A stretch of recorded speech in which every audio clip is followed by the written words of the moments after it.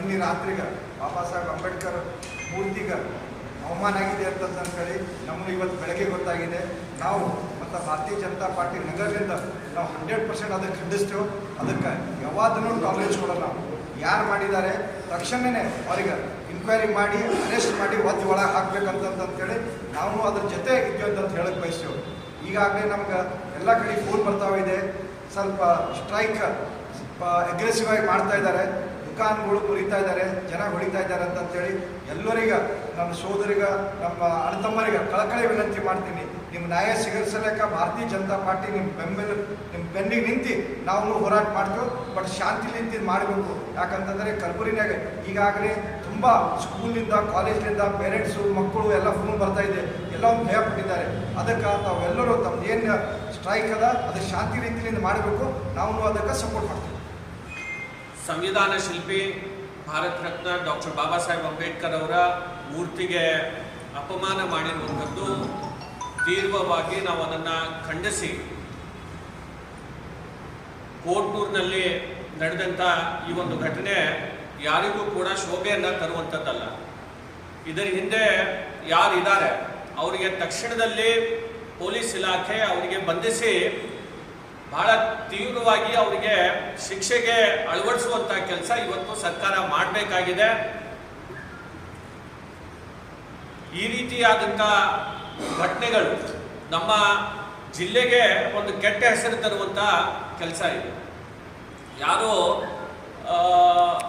ಸಮಾಜದಲ್ಲಿ ಎಲ್ಲರೂ ಕೂಡ ಒಂದು ಸೌಹಾರ್ದತೆಯಲ್ಲಿ ಬದುಕುವಂಥದ್ದು ನಮ್ಮ ಕಲಬುರಗಿಯಲ್ಲಿ ಎಲ್ಲ ಸಮಾಜದವರು ಅತ್ಯಂತ ಸೌಹಾರ್ದತೆಯಿಂದ ಇವತ್ತಿನ ದಿವಸ ಇಲ್ಲಿ ವಾಸ ಮಾಡ್ತಾ ಇರುವಂಥದ್ದು, ಎಲ್ಲರೂ ಕೂಡ ನಾವು ಒಂದಾಗಿ ಇರುವಂಥದ್ದು. ಅಂಥದ್ರಲ್ಲಿ ಇದನ್ನು ಈ ರೀತಿಯಾದಂಥ ಘಟನೆಗಳನ್ನು ಮಾಡೋದ್ರ ಮುಖಾಂತರ ಅಶಾಂತಿಯನ್ನು ಉಂಟು ಮಾಡುವಂಥದ್ದು ಮತ್ತು ಕಲಬುರಗಿಯ ಹೆಸರನ್ನು ಇವತ್ತು ಧಕ್ಕೆ ತರುವಂಥ ಕೆಲಸ ಇವತ್ತು ಕೆಲವು ಕಿಡಿಗೇಡಿಗಳು ಮಾಡ್ತಾ ಇದ್ದಾರೆ. ಅವ್ರ ಮೇಲೆ ತಕ್ಷಣದಲ್ಲಿ ಸರ್ಕಾರ ಅವರಿಗೆ ಬಂಧಿಸಬೇಕು ಅಂತ ಹೇಳಿ ನಾನು ಈ ಸಂದರ್ಭದಲ್ಲಿ ವಿನಂತಿಯನ್ನು ನಾನು ಮಾಡ್ತಾ ಇದ್ದೇನೆ. ಇಲ್ಲ ಅಂತಂದರೆ ಇನ್ನೂ ಹೆಚ್ಚಾಗಿ ನಮ್ಮ ಕಲಬುರಗಿಯಲ್ಲಿ ಈಗಾಗಲೇ ನಮ್ಮ ಅಧ್ಯಕ್ಷರು ಚಂದು ಪಾಟೀಲ್ ಅವರು ಹೇಳ್ದಂಗೆ ಮತ್ತು ರಾಜ್ಕುಮಾರ್ ಪಾಟೀಲ್ ತೇಲ್ಕೂರ್ ಅವರು ಹೇಳ್ದಂಗೆ ನಾವೆಲ್ಲರೂ ಕೂಡ ಭಾರತೀಯ ಜನತಾ ಪಕ್ಷ ಈ ಒಂದು ಘಟನೆಯನ್ನು ಖಂಡಿಸಿ ಅವ್ರ ಜೊತೆಯಲ್ಲಿ ನ್ಯಾಯ ಸಿಗುವವರೆಗೂ ನಾವು ಕೂಡ ಅವ್ರ ಜೊತೆಯಲ್ಲಿ ನಿಲ್ತೇವೆ ಅಂತ ಈ ಸಂದರ್ಭದಲ್ಲಿ ಹೇಳಕ್ಕೆ ರೀತಿಯ ಘಟನೆಗಳು ಪದೇ ಪದೇ ಕಲಬುರಗಿ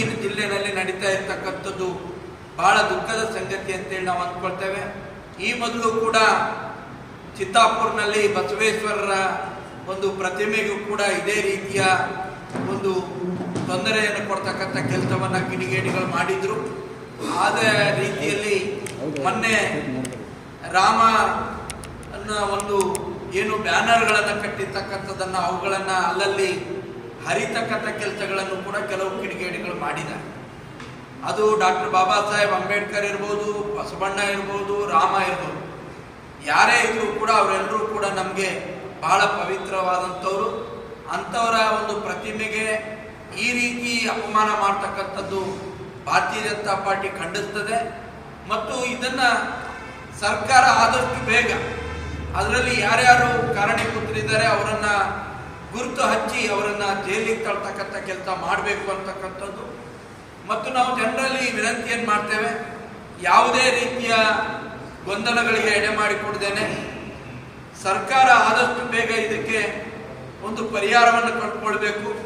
ಯಾರು ಕೂಡ ದೊಂಬೆ ಗಲಭೆಗಳನ್ನು ಮಾಡಬಾರ್ದು ಅಂತಕ್ಕಂಥ ವಿನಂತಿಯನ್ನು ಕೂಡ ನಾವು ಮಾಡ್ತೇವೆ. ಇದೊಂದು ಬಹಳ ಅಮಾನವೀಯ ಘಟನೆ ಅಂತಕ್ಕಂಥದ್ದನ್ನು ಭಾರತೀಯ ಜನತಾ ಪಾರ್ಟಿ ಮತ್ತೊಮ್ಮೆ ಹೇಳ್ತದೆ. ಆದಷ್ಟು ಬೇಗ ಸರ್ಕಾರ ಎಚ್ಚೆತ್ತುಕೊಂಡು ಈ ರೀತಿಯ ಘಟನೆಗಳಿಗೆ ತಡೆ ಒಡ್ತಕ್ಕಂಥ ಕೆಲಸ ಕೂಡ ಮಾಡಬೇಕು. ಮತ್ತು ಈ ರೀತಿಯ ಘಟನೆಗಳಲ್ಲಿ ಯಾರ ಕೈವಾಡ ಇದೆ ಅದನ್ನು ಪತ್ತೆ ಹಚ್ಚಿ ಅವರನ್ನು ಸಿಕ್ಕಿಸ್ತಕ್ಕಂಥ ಕೆಲಸ ಕೂಡ ಆದಷ್ಟು ಬೇಗ ಸರ್ಕಾರ ಮಾಡಬೇಕು ಅಂತಕ್ಕಂಥದ್ದನ್ನು ಇವತ್ತು ಭಾರತೀಯ ಜನತಾ ಪಾರ್ಟಿ ಆಗ್ರಹಿಸ್ತದೆ.